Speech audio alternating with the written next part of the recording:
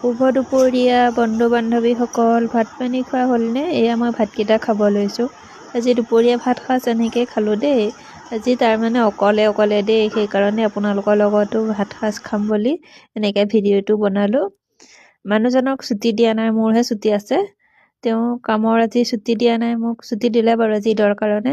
সেই ভাবিলোঁ অকলে কিনো বনাই থাকিম, ইমান তেনেকৈ বনাই থাকিবলৈ ভাল নালাগে অকলে থাকিলে ৰুমত। মানুহজন থাকিলে বাৰু এনেকৈ 2-3খন বনোৱা হয়, আৰু অকলে থাকিলে খাবলৈ মানে মন নাযায়, জানেই নহয়, এলাহো লাগে অকলে বুলিলে। সেইকাৰণে এনেকৈ বিলাহী আৰু ডিম এনেকৈ ভাজি বনাই এনেকৈ খালোঁ আৰু দেই। আৰু মোৰ ভিডিঅ'বোৰ সকলোৱে চাবচোন, লাইক কমেণ্ট কৰিব।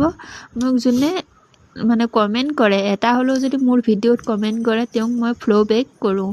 সেইকাৰণে মোক যোনে কমেণ্ট কৰিব, মই তেওঁক সদায় সহায় কৰিম, ফ'ল' বেক কৰিম, আৰু এনেকৈ আগবাঢ়ি যাবলৈ ইজনে সিজনক সহায় কৰিব দেই। বাই।